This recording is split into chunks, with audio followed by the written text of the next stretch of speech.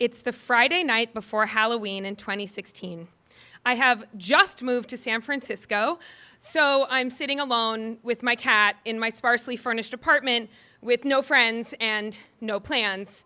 I love Halloween. It's one of my favorite holidays, and to be honest, I was excited to move to San Francisco, but bummed that I didn't know anything about the city or what was cool or where to go or, even really have a costume planned.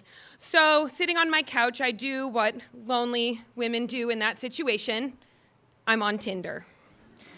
Swipe left. Oh God, definitely swipe left. Ooh, swipe right. I land on a profile of a gentleman whose first picture is of him eating fire. The next picture of him is in an army uniform, and the third picture of him is on a beautiful hike somewhere. And I think to myself, okay, this guy's pretty interesting. And as I swipe right, we match. And I'm like, oh, we match. What do I do in this situation? And I try to think of something clever to say, which generally always fails on Tinder. And I say, hey, how was that fire tasting? Was it burnt?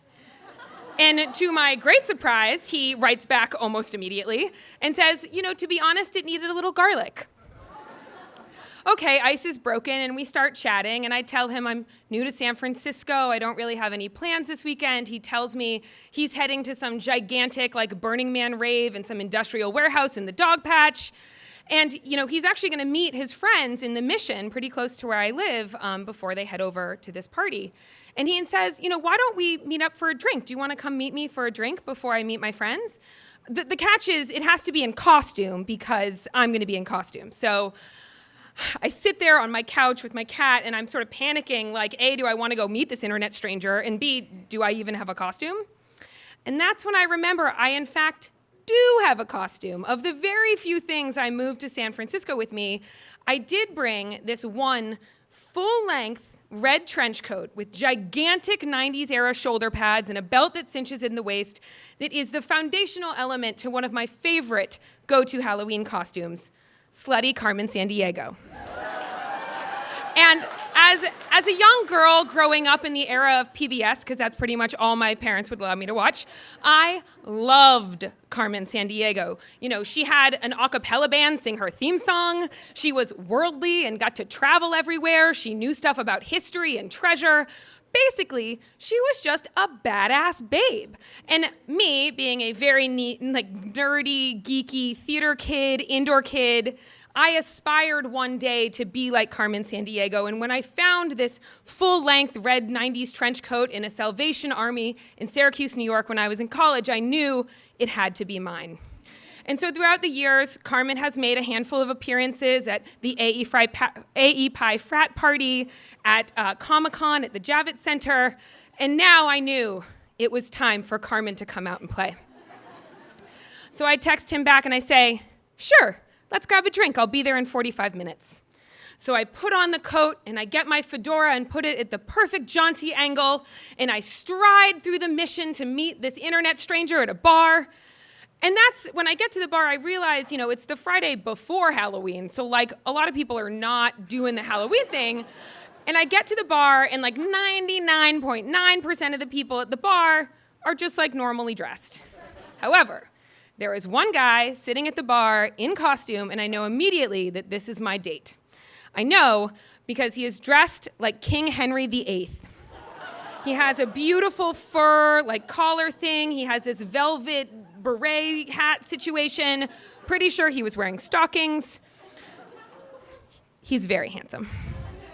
So I stride up to him and I say, hello, Henry.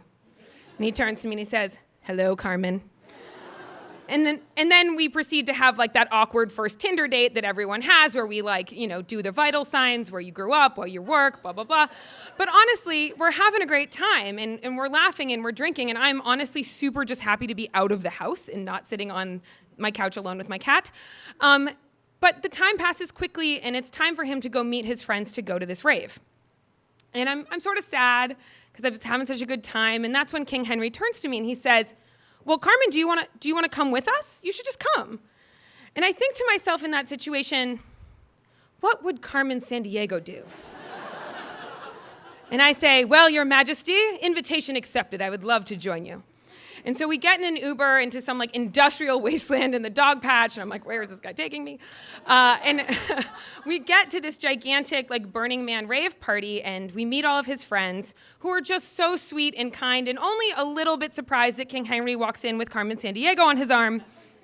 And, you know, we're all sort of going into the party and enjoying the party, and I realize it's the first time since moving to San Francisco that I felt like I have a group of friends, and that I have something to do, and I'm feeling really accepted and belonging, and I'm feeling really buzzed. Let's be honest, it was Halloween. And I'm having a great time with King Henry. And I see these stairs, and I want to know what's upstairs at this party. And so I don't have to ask myself, what would Carmen Sandiego do? I just bound up the stairs to this other part of the party.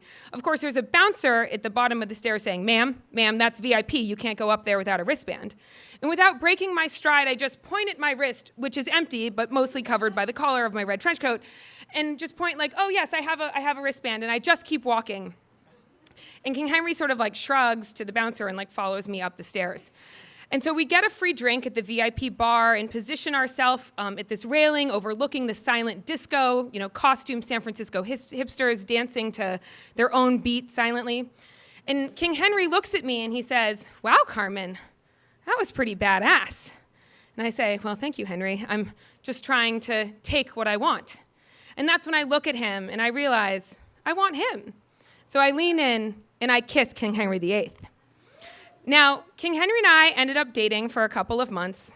And while I put the red trench coat back into the dark recesses of my closet, as I continued to build my life in San Francisco, I always tried to remember and live by that motto, what would Carmen Sandiego do?